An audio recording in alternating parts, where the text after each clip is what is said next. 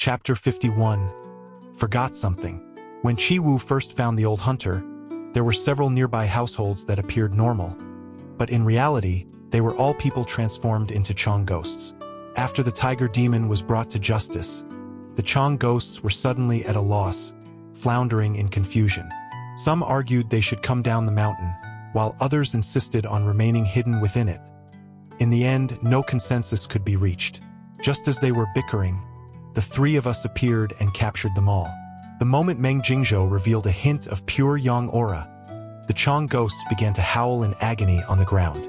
There's no need to keep so many. 2 are enough to pose as demonic cultivators, Lu Yang said coldly.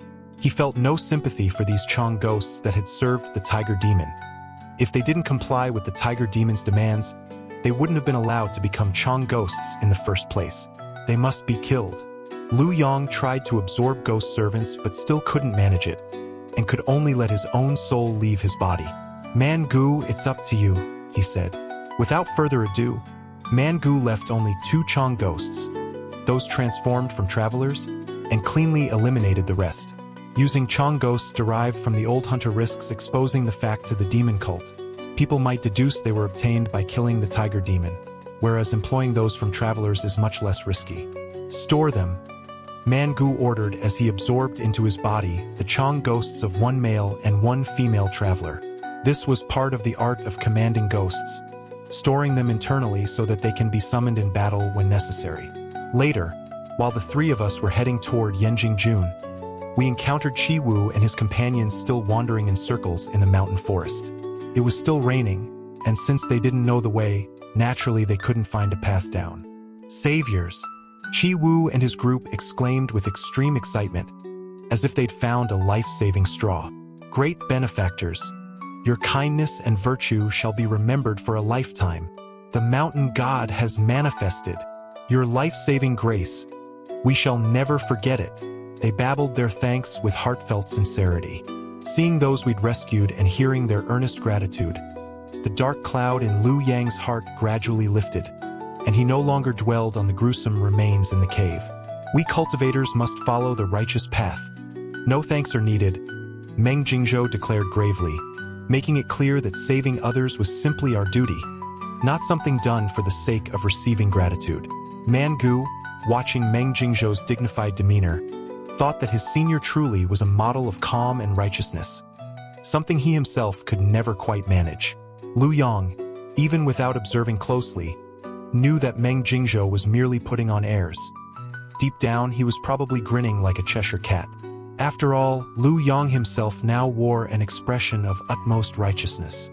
After delivering the traveling merchants to Yanjingjun, as dawn broke and the torrential rain that had persisted all night finally ceased, a faint rainbow appeared in the sky. By the way, didn't we forget something? Meng Jingzhou couldn't shake the feeling that something was missing. Nothing's missing. We're 3 people, 3 minds. We haven't lost anything, Lu Yang replied as he counted them. It just always seems like something's off. Never mind. Forget it. In Qinghuaijun, in the backyard of an inn, a carriage was parked while an old horse leisurely nibbled on the feed left behind by Meng Jingzhou. Where is that Meng family kid? This feed won't last many days, and we were promised the task would be completed in 5 or 6 days. The horse seemed to grumble in its own way. Being a rare demon beast, the old horse couldn't eat ordinary feed like a mortal horse. It consumed only the high-priced, carefully prepared, spirit-infused feed that Meng Jingzhou had purchased. After snorting and smacking its mouth, feeling rather bored, the old horse happened to notice a small, snow-white mare in the adjacent pen.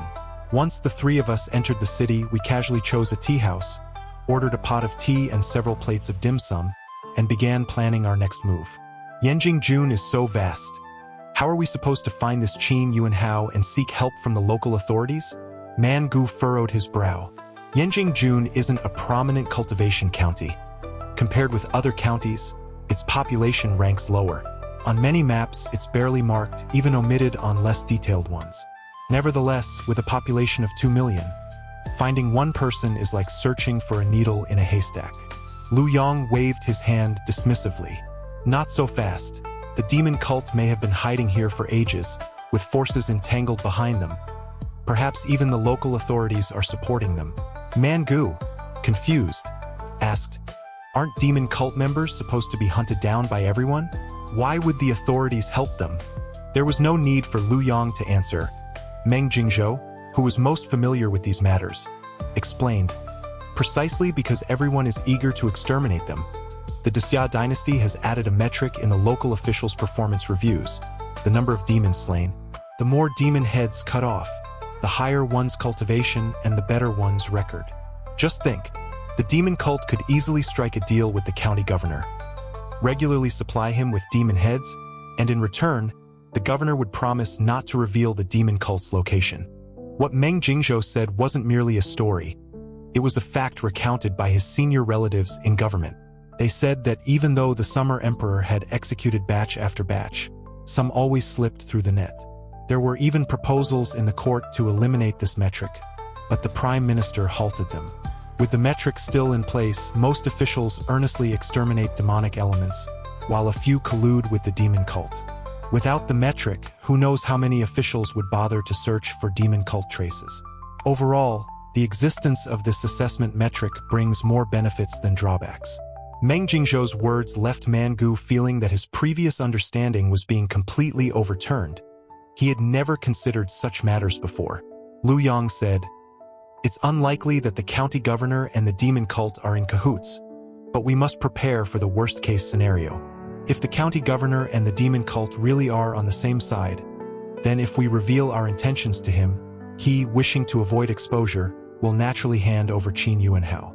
But once the entire Yanjing DUI gets wind of this, they'll go into hiding, causing us to miss the chance to infiltrate the demon cult.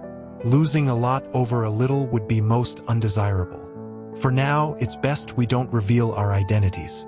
Let's first search for Qin Yuanhao, and if we can't find him, then we'll seek help from the authorities." Mangu nodded, convinced that their plan made sense. But how do we draw out Qin Yuanhao? Mangu pondered. Many ideas flashed through his mind, but he felt none were satisfactory. Each had major flaws. Posting flyers or distributing notices would be too conspicuous. Gathering intelligence in the black market? If Qin Yuanhao learns that someone is prying into his affairs, he will surely go into hiding, and might even rally the demon cult to hunt us down. That's too risky and won't work. Mangu wondered what high-minded ideas Brother Lu and Brother Meng might have. As early as on the way down the mountain, Lu Yang had already devised a plan. He chuckled and said, "Do you know that unlike our prestigious Orthodox sect, those who wander the Jianghu value their face above all else? Especially among the demon cult, reputation is everything. If someone slaps their face, it hurts more than being killed. Therefore, we need to widely publicize that Qin Yuanhao is a kind-hearted person who, every day, shirks proper responsibilities to do good deeds. Once this rumor spreads throughout Yanjing June, everyone in the demon cult will come to see that Qin Yuanhao is a good man. If his reputation is tarnished, he won't be able to stand it and will inevitably be forced to come out. This will be our opportunity." Meng Jingzhou summed it up succinctly. "We just have to fabricate rumors, stir up trouble out of thin air."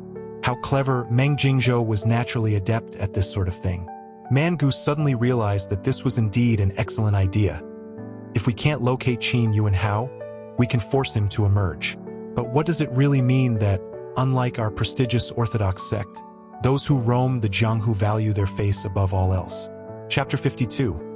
Who the hell are you calling a good person?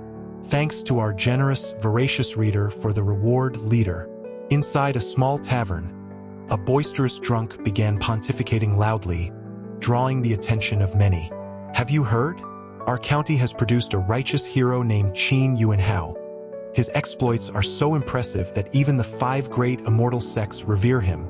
Lu Yang's eyes gleamed mischievously and a broad smile tugged at his lips, as if he just caught wind of an especially juicy rumor he couldn't wait to share.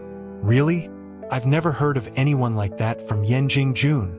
I seem to recall the name, though it never struck me as someone truly virtuous. Enough squabbling. Let our young brother tell us what's what about Qin Yuanhao." Lu Yang paused for dramatic effect before continuing. "This Qin Yuanhao isn't some pushover. He's already reached the foundation establishment stage. He's a man of chivalry, known for his loyalty and vast network of friends. Everyone who knows him calls him Big Brother. At the mention of his foundation establishment cultivation, the tavern-goers' eyes lit up with excitement. This was fresh news indeed. In days past, they'd heard tales of top martial artists and their heart-stopping exploits, stories that sounded impressive and stirred passion. Yet when one thought it over, even the best of martial heroes were said to be only around the 8th or 9th level of chi refinement, a limit widely accepted in the martial world. Now, a rumor of a hero at the foundation establishment level was a story to savor, and later a perfect tale for boasting. Once, Qin Yuanhao and a very close friend attended an auction. That friend set his sights on a prized treasure and, in his eagerness, borrowed several thousand units of low-grade spirit stones from Qin Yuanhao. Qin burst into hearty laughter and said, "Our friendship is too grand for petty money matters. Take these 8,000 spirit stones, no need to repay me." His friend was deeply moved by such generosity. 8,000 low-grade spirit stones? A bystander, Meng Jingzhou, gasped. Spirit stones are the hard currency in the cultivation world. 8,000 of them could buy you a mansion in the county center and secure you a lifetime service from a stunningly beautiful maid. It wasn't until Meng Jingzhou explained the value that the tavern crowd truly grasped the enormity of 8,000 spirit stones. This Qin Yuanhao sure knew how to be magnanimous, handing out 8,000 spirit stones as if it were nothing. Then, after his friend had secured that treasure, a demonic cultivator, also bidding, set his sights on them. In a moment of calculated chance, that demonic cultivator managed to ambush both the friend and Qin Yuanhao. The friend, unwilling to let go of the treasure, fought back fiercely but was ultimately slain and robbed, while Qin Yuanhao tried to pursue. But alas, the demonic cultivator had long since vanished. At this point, Lu Yang tapped his throat. Not entirely sure what his gesture meant, the tavern-goers clamored to buy him a drink. Lu Yang ordered a cup of grain wine, took a sip to clear his throat, and resumed his tale. On his deathbed, the friend entrusted his wife and daughter to Qin Yuanhao. With tears in his eyes, Qin vowed he'd take care of them.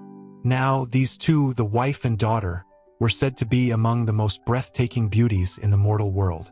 The wife maintained an ageless charm and graceful elegance, and the daughter was lively, adorable, and irresistibly playful. Yet when faced with such beauty, Qin Yuanhao remained unmoved. Left without any other support, the pair came to see Qin Yuanhao as someone they could entrust their lives to. They even attempted to seduce him with their charms. But Qin candidly explained that he practiced the childhood technique. He simply could not break his chastity. True to his word, Qin Yuanhao cared for the mother and daughter with impeccable propriety and eventually found a worthy man to whom he entrusted them. Can you believe there are such chivalrous heroes in this world? A man who is wealthy yet not greedy, who remains unmoved by beauty. Meng Jingzhou's heartfelt exclamation drew nods of enthusiastic agreement from all around. Qin Yuanhao really is a great guy. Too bad I don't know him personally. Otherwise, I'd surely beg him for some spirit stones. Who says heroes can't fall for beauty? Didn't Qin Yuanhao overcome that very temptation? In one corner, Mangu listened, amused as Lu Yang narrated and Meng Jingzhou played the role of the awestruck admirer. He marveled at their effortless storytelling. No script was needed. They simply spun the tale on the spot. Mangu silently wondered when he himself might ever possess such flair. Tavern patrons loved to boast, flaunting secrets unknown to others. As they listened to Lu Yang's story, they drank copiously.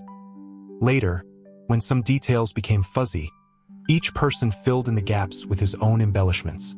Since the tale was only half told, none wanted to admit they'd forgotten the rest. No one wanted to lose face.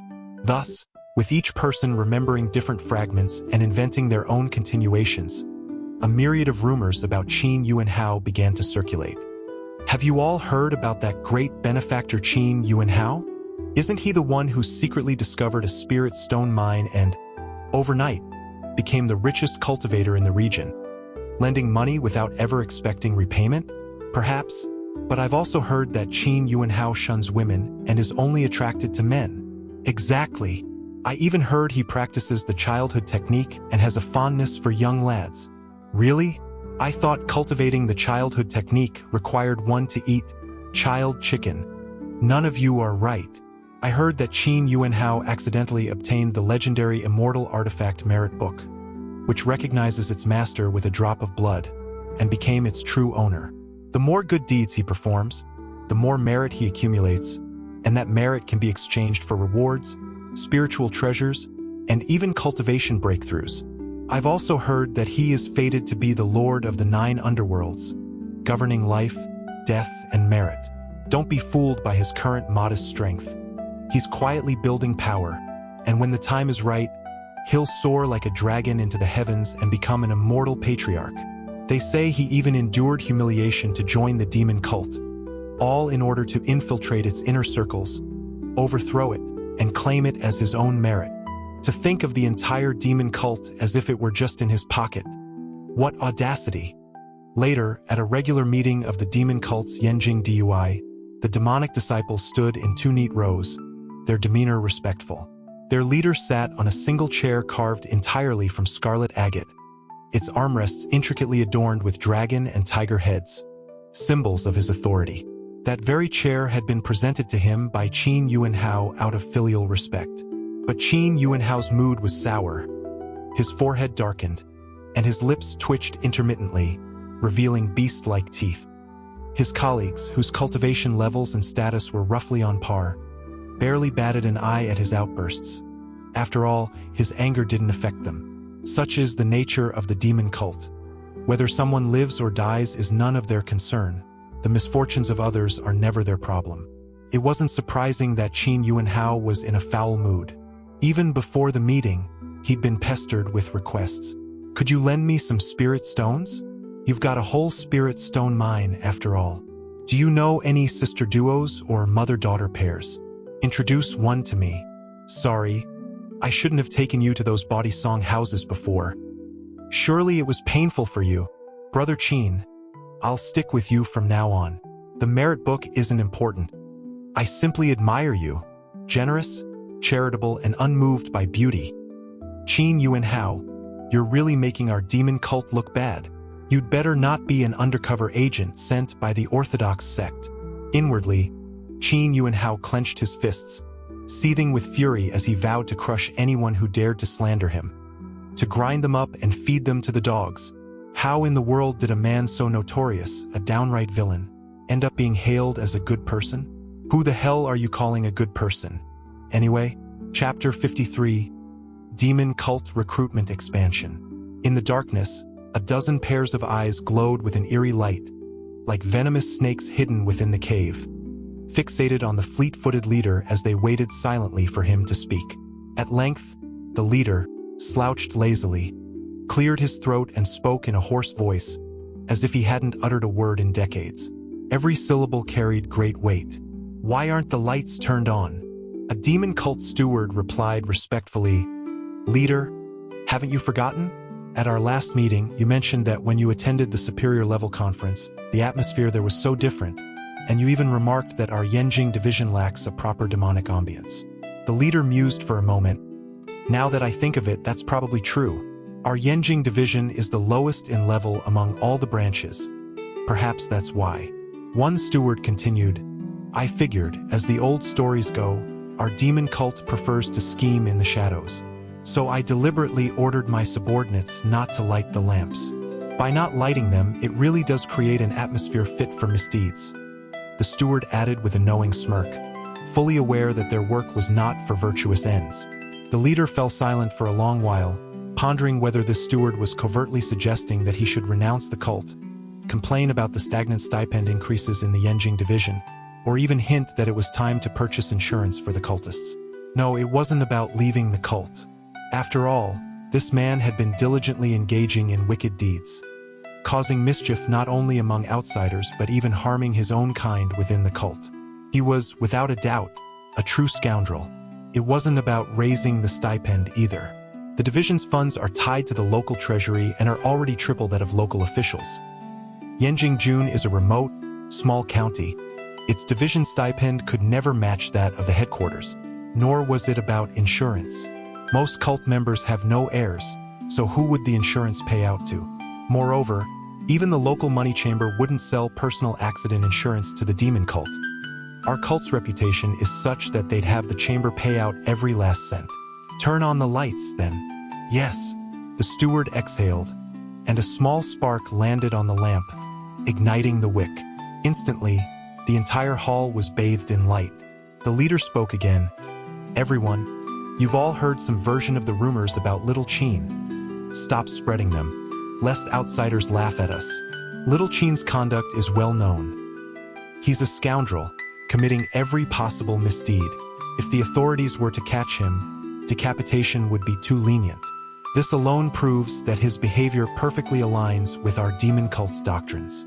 And any talk that Little Qin is orthodox is utterly baseless. Anyone who joins the demon cult has passed the test set by the headmaster. The headmaster's appraisal of him was evil to the core, and you can't go wrong with the headmaster's judgment. Qin Yuanhao bowed deeply. Wise leader. Qin's spirits lifted slightly at this, and he resolved that once he returned, he would personally deal with anyone spreading such slanderous rumors. The leader didn't mention Qin Yuanhao further. His few words were considered a favor, as if acknowledging the gift of a chair. Today, I have convened you because the headquarters has issued a task, the leader announced after a pause. Headquarters requires that each branch recruit new demon cult disciples. Qin Yuanhao and the others were taken aback. No one had expected this. The demon cult hadn't conducted a large-scale recruitment in 30 years. The past 3 decades had seen only personal referrals. For instance, Qin Yuanhao once tried to recruit a tiger demon. But alas, that tiger demon stubbornly clung to Songshan and refused to join. By now you should all be aware of the Great Era discourse. Over the past century, even prodigies and famed masters have been toppled by unknown upstarts. Countless previously undiscovered ruins and celestial grottos have reappeared. This is an age where opportunity and challenge coexist. From the 5 great immortal sects to the ultra-premium and first-tier sects, prodigies are emerging everywhere. The once rare dual spiritual roots are now common. If we truly nurture these talents, there'll be no need to fight for supremacy in this great era. If you wish to contend, there is no better time than now. Seize the opportunity, and you can transform, soaring like a dragon across the heavens to achieve transcendence. But opportunity is not so easily grasped. The cursed Xia dynasty and the 5 great immortal sects have intensified their strikes against us, and many of our brethren have perished. If we are to secure even a small foothold in this great era, we must expand our cult's membership. The 4 great demon cults have already reached a consensus on this matter. You must, through your respective channels, spread the word that the demon cult is recruiting. Aim to rally all demonic cultivators in Yanjing-jun and the surrounding counties, as well as anyone inclined to join our ranks. One person voiced a concern: won't such a massive recruitment give the orthodox side a chance to infiltrate our cult? He wasn't alone. Many present shared the same worry. The leader shook his head. This recruitment is organized by the headmaster using his supreme divine power. The test he has set is one that no orthodox cultivator could possibly pass. The murmurs of doubt died away, replaced by a fervent, unbridled enthusiasm. For the cult members, the headmaster is an omnipotent being, the very embodiment of the demon cult's destiny, and he will undoubtedly lead our immortal sect to glory. After the meeting, Qin Yuanhao immediately mobilized his contacts to determine who had tried to frame him. Using various channels, he eventually traced the source back to a small tavern. That customer, 8 feet tall, 8 feet wide, with a face full of moles, is a burly man who looks like he could easily devour 3 children in one sitting. The tavern owner recalled emphatically, leaving a strong impression of Lu Yang on him. Based on the description, Qin Yuanhao quickly drew a portrait that bore little resemblance to the real Lu Yang. Originally, Lu Yang and his 2 companions had disguised themselves before entering the tavern to spread rumors. Qin Yuanhao's expression turned icy. How dare someone so conspicuous spread lies? Does he think he's an easy mark? It was deep into the night. There was no curfew in the Xia dynasty. Qin Yuanhao, along with a band of underlings, was eating barbecue by the roadside. Pork skewers, beef skewers, roasted lamb legs, chicken feet, chicken legs, roasted pork skin, grilled tendon, beef hoof tendons, river shrimp, tender roasted kidney, grilled chives, potatoes, eggplants, even wet tofu on the grill. The skewered meat was succulent and generously cut. The seasonings perfectly balanced, offering endless flavors. Slathered with a dark, glossy secret sauce and seared over charcoal, the aroma was irresistible, sizzling with juicy oil. Pork, skewered on long bamboo sticks and roasted over large fire pits, was rich and satisfying. The fat was indulgent yet not greasy, while the lean meat was intensely flavorful. Lamb legs, roasted in a tandoor-like pit combining stewing and roasting, were evenly heated, tender yet crisp, and deliciously savory. Chicken feet were first braised then grilled, retaining skin, tendons, and crispy bones. A delightful, hearty chew. Raw chicken legs were roasted with precise control, retaining just the right balance of moisture and fat so that the skin, meat, tendon, and bone all harmonized in flavor and texture. Potatoes, slow-cooked with a hint of smoking and paired with a secret soy sauce, emerged with a crisp exterior and tender interior, with a subtly sandy texture. A few among them ended up with faces slicked in grease. After they had eaten and drunk their fill, Qin Yuanhao, strutting with confidence, commanded his underlings, "You all go. Search the entire city for these individuals. If you can't find them, don't come back." "Yes, boss." His underlings responded in unison before scattering in all directions. Qin Yuanhao finished his barbecue, feeling fully satisfied and temporarily dismissing those pesky rumor-mongers. At the same time, he failed to notice that lurking underground was Lu Yang. Few people pay attention to what's underfoot, and Qin Yuanhao was no exception. Chapter 54. Naming the Shop. After identifying the target location, Lu Yang and the other two regrouped and analyzed the situation. Judging by Qin Yuanhao's gait and breathing rate, he's probably at the late foundation establishment stage. His residence appears to be a modest private home, not very large and lacking any sign of servants. It seems he lives alone. We should stake out nearby to observe him for a while. This way, not only will we learn about his habits, so that if we later join the demon cult we won't be clueless, but we might also track him to locate the Yanjing DUI base. A member of the barbarian clan asked in confusion, "But Qin Yuanhao has so many underlings. Why don't we follow them to find the Yanjing DUI's location?"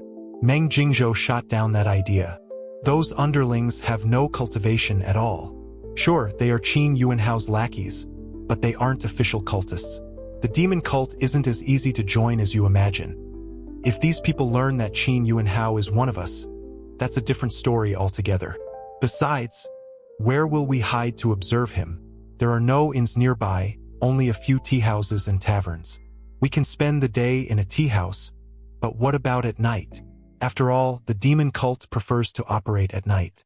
Lu Yang was momentarily at a loss, when out of the corner of his eye, he spotted a tea house with a "For Rent" sign hanging vertically. His eyes lit up. "This tea house is perfectly situated. The second floor can serve as our observation post on Qin Yuanhao. We can rent the tea house and, under the guise of running a business, monitor his movements." Meng Jingzhou nodded, then asked, "So what kind of shop are we going to open? Even though it's just a cover, the facade has to be convincing. I'm not good at brewing tea. There's no way we can keep it as a tea house. I have an elder in my family who's skilled in linguistic magic, and I once learned a bit of performance art from him. Talking, jesting, singing, and acting." Meng Jingzhou, ever dedicated, declared, "I propose we open a Xianxia, comic dialogue, hall, where I can perform solo Xianxia." Lu Yang admired Meng Jingzhou's versatility. "But Xianxia is lively during the day. At night, there aren't many patrons. The best approach is to choose a business that operates at night, a kind of entertainment venue that's bustling, where people drink and have fun. That way, we can keep our eyes on the second floor without Qin Yuanhao noticing us." Meng Jingzhou's face flushed as he hesitated. Then, more excitedly, said, "A business that opens at night, are you suggesting?" Lu Yang nodded. "Yes. I'm talking about a barbecue restaurant." Meng Jingzhou paused and then, "Exactly, that's what I was thinking too." Lu Yang liked the idea. Barbecue is simple enough to pick up. Even if you're inexperienced, after burning or overcooking a dozen times, you'd eventually get the hang of it. "I'll take care of the barbecue," Mangu said confidently, a broad grin on his face. To prove his prowess, he even pulled a scrap of paper from his pocket, on which was written, "Ancestral Barbecue Secret Recipe." Both Lu Yong and Meng Jingzhou recognized the recipe immediately. It was the very ancestral barbecue secret that one could redeem for 100 contribution points on the exchange board. Mangu, grinning in his straightforward way, explained, "Back in my hometown, I used to roast wild beasts myself. Black bears, wild boars, little rabbits, you name it. I noticed that while Wandaozong has plenty of food vendors, there aren't many barbecue joints. So I put our ancestral barbecue secret up on the exchange board." At that moment, Lu Yong had wondered to himself, who in their right mind would post a barbecue recipe on the exchange board? It turned out, it was you. "Did anyone buy it?" Meng Jingzhou asked curiously. Mangu replied honestly, "One senior brother told me that after he bought the recipe, he went on a mission with a senior sister. That brother managed to win her heart with his barbecue skills." Meng Jingzhou's expression fell. "I shouldn't have asked." Mangu then offered a conspiratorial smile. "Besides, opening a barbecue joint has another advantage." "What's that?"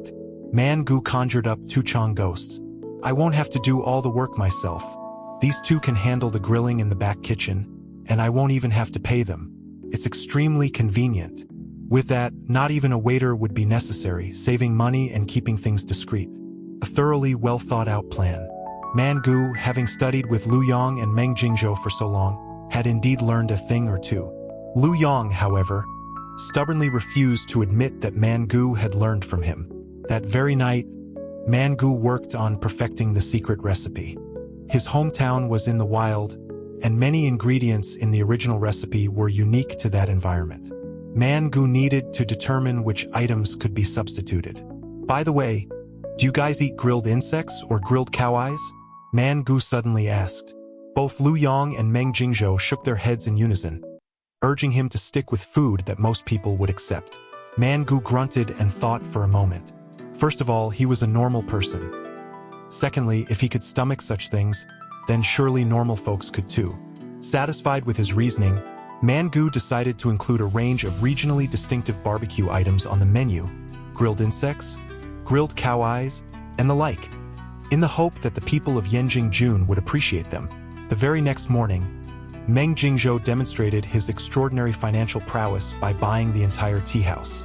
"Wait, weren't we just going to rent it?" Lu Yong exclaimed in astonishment. He thought, "Our mission lasts only a few months. Are you planning to run this business for a lifetime?" Meng Jingzhou defended himself confidently. "I always use my own assets. If I can buy something outright, I'll never rent it. At worst, we can sell it off after the mission is over." The original tea house owner, pleased by the swift payment, quickly packed up and left. Once the owner was gone, a very serious question loomed over the three. What should we call our barbecue restaurant? "I propose we call it Meng Shower Barbecue Shop," Meng Jingzhou suggested. Lu Yong glanced at him dismissively. "That name is way too tacky. I propose 3 bowls past the past barbecue. Eat skewers, drink wine, then go up the mountain to beat tigers. Fits perfectly." Both Meng Jingzhou and Mangu shook their heads, feeling that name wasn't quite right. Rarely, Mangu offered an alternative. 3 bowls past the pass is too long. Why not use our tribal style? Call it Ha Ha Ha Barbecue or Shi Barbecue. Lu Yong recalled that among the wild barbarian clans, such naming conventions were common in the more progressive circles of Wandaozong. Names like He Weapon Shop, Ho Ho Ho Tavern, Ao Brothel, and so on. How about Dujia Stage Barbecue Shop or Changxian Barbecue Shop? I think Qingzhou Barbecue Shop could work. Who in their right mind names a barbecue shop so elegantly? After a while of discussion, the three reluctantly admitted a fact. They were all terrible at naming things. "Forget it. Let's each write a name on a little slip of paper, then shake them up. Whichever name gets drawn will be the shop's name," Lu Yong proposed. Both agreed, considering that Lu Yong and Meng Jingzhou were not exactly pure of heart. they decided it was safest to let Mangu handle the draw. Mangu pressed his hands together, enclosing 3 small paper balls, and shook them vigorously. When he released his grip, 2 slips flew out with his thumb. He picked one up and read, "Try again." Baffled, Mangu opened the other slip. It read, "Thank you for your patronage." Mangu blinked in confusion. For a moment, his mind spun. Was he really drawing names for the shop? Or was he in a lottery? Chapter 55, Business Booms. He glanced at Lu Yang, then at Meng Jingzhou, and slowly asked, "Is this the name you two came up with?" Lu Yang nodded. "I named it Come Again Barbecue." Meng Jingzhou also nodded. "I named it Thanks for Your Patronage Barbecue." Mangu thought the name he'd come up with, Yang Yang Yang Barbecue, was rather ordinary. In the drawing, Mangu first opened the slip with Lu Yang's name. By the rules, the barbecue shop would be called Come Again. By the way, does anyone know a method to conceal one's aura? Lu Yang inquired. Earlier on the streets, Lu Yang had noticed that people's breathing and affinity for spiritual energy varied. Clearly, they were cultivators, but even when he scanned them with his divine sense, he couldn't determine their exact cultivation level. It would be reasonable if 1 or 2 were stronger than him, but if everyone were, that would be impossible. Yanjing isn't like Taiping Township. There are plenty of cultivators here, but not everyone has reached foundation establishment. After a moment's thought, Lu Yang realized that a cultivator's level determines his status. To navigate the Jianghu without being bullied, one must either be exceptionally powerful or be able to hide one's true cultivation so that others dare not act rashly. By appearing so unguarded, it's as if the 3 of them were announcing, "We're fresh out of the gate. If you want to infiltrate the demon cult, you must act like an old hand." "I do have a method. It's what we used back home for hunting," Mangu said, producing a sheepskin scroll from his cloak. "Out in the wilderness, prey is very cunning. At the slightest rustle, they scatter. To hunt successfully, you must conceal your aura and set an ambush in advance." Mangu's barbarian clan was one of the great tribes of the wild, and he himself held the highest status by bloodline. In his clan, not only do chi refinement and foundation establishment hunters go out, but even those at the nascent soul stage who can fast to survive venture out to hunt. For the barbarians, prey isn't just for filling the belly. It can also yield precious natural treasures. However, when I use this secret method, you must remain absolutely still. Any movement will break the spell. The greater the restriction, the more potent the concealment. According to the sheepskin scroll, this concealment effect ranks among the top 3 for a single use. Chapter 56, When the Underlings Must Strictly Follow the Boss's Orders. This is the plain truth. Barbecue is the primary way of cooking for the barbarian clans. Mangu's eyes blazed with fierce determination, his fighting spirit ignited. Lu Yang simply stared. "Why are you getting all fired up now? We're here to infiltrate the demon cult, not to open a branch of your family business." Lu Yang sighed. Since Mangu refused to compromise on quality, the only option was to raise the price. At the counter, a waiter called out, "Dear patrons, what kind of liquor would you like?" 2 bold Jianghu heroes, known for their carefree attitudes, bellowed, "The strongest you've got. I'm known in the Jianghu as the one who can drink 1,000 cups without getting drunk." Another shouted, "And I'm known as the one who can handle 10,000 cups without falling." Lu Yang thought to himself, "You two, stop bragging. Do you really think you can handle 2 pots of pure alcohol?" In the end, Lu Yang served them 2 pots of Lao Baigan, hoping their drinking prowess would live up to their boasts. Outside the shop, Lu Yang shouted in a booming voice, "Please take a number and line up, no cutting in line. We've prepared free tea and snacks for you all. Please wait patiently and a table will be available soon." He added, "And no discounts for bringing in new customers. Don't send any more newcomers our way." Lu Yang wasn't sure if his instructions would work, but he had to shout it out anyway. They couldn't really afford to start a chain store. The customers in line, a mix of bold heroes and affluent cultivators, were restless as questions began piling up. "Can we make a reservation in advance? Do you offer home delivery? Can we book the entire place?" Reservations are possible, and if you're nearby, we can deliver for an extra service fee. Booking the whole venue is fine, too, Lu Yang answered. Of all his wishes, Lu Yang most hoped someone would book the entire place so he could have some peace and quiet. Then Lu Yang and Mangu simultaneously received a message from Meng Jingzhou. "Attention, Qin Yuanhao has left his residence. Lu Yang felt as if a great weight had been lifted. I'm going to follow him, come down and switch with me. And Man Gu, keep an eye on him, don't let him pull any stunts, he instructed. Lu Yang, skilled in both the shrink the distance and shrink to an inch spells, had a clear advantage in both combat and tracking. Since he couldn't shrink into the earth in broad daylight, he slipped into the backyard where only 2 Chong ghosts were present. The 2 Chong ghosts were busy with barbecue. They sweated profusely, moving so swiftly that their actions nearly left after images as if they wished they had 8 hands to work with. Clearly, in their former lives they'd never experienced such a fulfilling and hectic routine. Incidentally, the ghosts were still wearing the clothes of their past merchant lives. To avoid drunken customers stumbling into the backyard and noticing the odd attire, the 3 spent half a day figuring out how to change the ghosts' clothes. They tried everything from Taoist priest rituals and monk chants to poring over classics and verifying legends, until finally the ghosts looked utterly dispirited. Fortunately, Lu Yang discovered the simplest solution: just burn the clothes onto the ghosts. So busy were the ghosts with their work that they didn't notice Lu Yang's arrival. He smoothly shrank into the ground and carefully trailed Qin Yuanhao. Meanwhile, Meng Jingzhou quickly changed his outfit to take Lu Yang's place. As he handed a lamb skewer to a customer, he quipped, "Enjoy your lamb skewer, dear guest." And speaking of these lamb skewers, they have quite the backstory. Lend me your ears. There was once a day when the northern grasslands burst forth in golden light and a child was born. Qin Yuanhao moved through the shadows as though he were one with the night. Even passers-by failed to notice his presence. Is his technique related to shadows or perhaps to darkness itself? Lu Yang wondered silently as he gathered intelligence. Ever eager to create his own technique, Lu Yang read widely about all sorts of skills. He continued to follow Qin Yuanhao. Treading along a muddy path, Qin Yuanhao entered a winding alley. The sour, stinking odor wafted up so strongly that even Lu Yang, hidden underground, could smell it. When Lu Yang heard Qin Yuanhao's footsteps quicken, he knew that his target's mood was anything but good. Frowning, Qin Yuanhao, clearly disliking the place, scowled and kicked open a door, startling his sleeping subordinate. "Still got time to sleep, huh?" The subordinate scrambled to his feet, trembling and unsure why his boss was angry. They worked diligently and never dared slack off, so much so that even sleeping after a long day was frowned upon. Yet their boss never slept at night and was sluggish during the day. Their schedules were far more disciplined than his.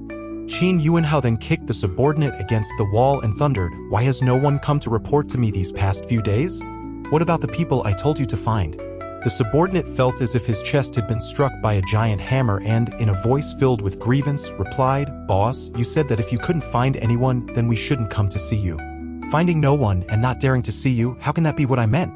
The subordinate protested, "Whatever you say, boss, we do as you command.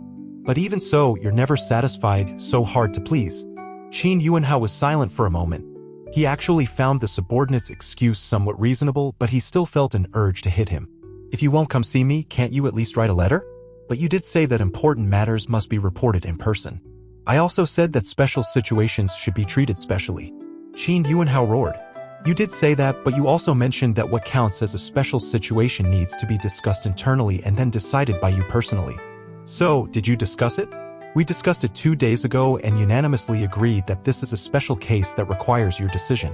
Then why haven't I seen you asking for my decision? You said important matters must be reported in person. We couldn't find the person spreading the rumors, so we couldn't come to see you." Qin Yuanhao was silent. "Am I really going to end up circling around here to death today?" he thought. He took 2 deep breaths and repeatedly told himself, "Do not kill, do not kill." These underlings, though not flexible, were utterly loyal and followed his orders to the letter without even a hint of deviation. Killing a subordinate would chill the hearts of the rest, and since reliable henchmen were already few, losing more would be disastrous. "Then how's your search going? If you can't find anyone, there must be at least some clue, right?" Qin Yuanhao glared at his subordinate. If he dared say there were no clues, today he wouldn't live. "As if I'm afraid to kill." Muttering quietly, the subordinate, noticing his boss's murderous glare, quickly added, "Boss, you know the people you're looking for are all very distinctive. Anyone who shows up on the street would immediately draw attention. It's been 4 days, your brother's feet are blistered from running, yet we haven't found anyone. Not to mention, based solely on the requirement of being 8 feet wide and 8 feet tall, we searched high and low and found only one match, except that this one doesn't have any moles on his face, doesn't eat children, and looks rather pleasant. Who is it?" Qin Yuanhao thought, forget about his looks. First, kill someone of the same size as a warning so that those lurking in the shadows don't think less of me. It's the mascot for the tofu seller on Qianmen Street. I'm gonna slaughter you. Chapter 57, Harvest. The operating philosophy of the Luodi Jinqian Chamber of Commerce was remarkably advanced. To boost its reputation, they created the concept of a brand mascot. They commissioned Xian Daozi to design one, and after 3 revisions, the initial draft was finalized as the mascot. The first draft depicted a chubby little pig holding coins. It was extremely charming. Once the Luodi Jinqian Chamber of Commerce adopted its brand mascot, its visibility truly soared. The effect was striking, and many other businesses, upon hearing the news, followed suit and created their own mascots. For example, the tofu shop on Qianmen Street in Yanjing did just that. Qin Yuanhao didn't actually kill his underling. After cooling off, he reasoned that his underling was always meticulous and never made mistakes. If he couldn't be found, then he simply was nowhere to be seen.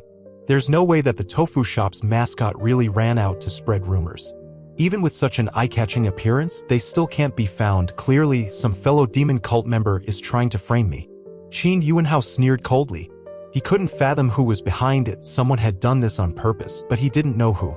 Such things aren't uncommon in the demon cult. Qin Yuanhao himself has once schemed to harm his comrades. After all this time and with no clues left, he could only swallow the bitter loss and, later on, quietly plan whom to settle accounts with. Since they can't be found, then there's no need to search further. Qin Yuanhao took a stack of paper and a few pieces of silver from his bosom and tossed them to his underling. This was one reason he hadn't killed the underling. Someone must always carry out the tasks the leader assigns, and if you start killing people, who will be left to do the work? Tomorrow morning at dawn, gather your brothers and go to the 8 nearby counties. Secretly spread these papers throughout the black market.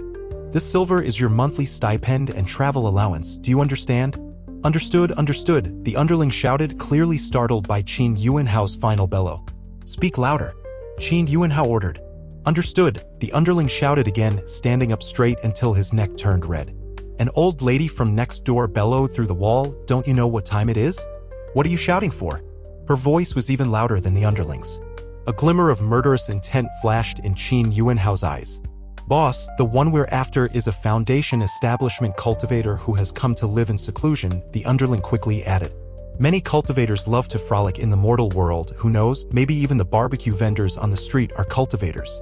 Qin Yuanhao snorted coldly, said little more, and then left. The underling yawned, thinking to himself that now that the boss was gone, he could just lie down and sleep. After all, tomorrow he had to get up early for work. The underling often received all sorts of inexplicable assignments from Qin Yuanhao to keep things secret. Qin never explained anything, he simply ordered them to follow instructions. This time was no different. After the underling had fallen asleep, Lu Yang emerged from the ground, took 3 sheets of paper, and followed Qin Yuanhao. Qin Yuanhao had come out solely to locate his underling. Once he finished his orders, he returned. As Qin Yuanhao passed by the Come Again barbecue shop, he paused for a moment. After I closed myself off for 4 days, a new barbecue shop has opened? And it's this popular. For a moment, Qin Yuanhao even toyed with the idea of grabbing a meal. After all, a crowd isn't a problem. At worst, he could cut in line. It would be enough if the foundation establishment cultivators coming to this little joint didn't insist on kneeling to greet him. Who would want to wait in line?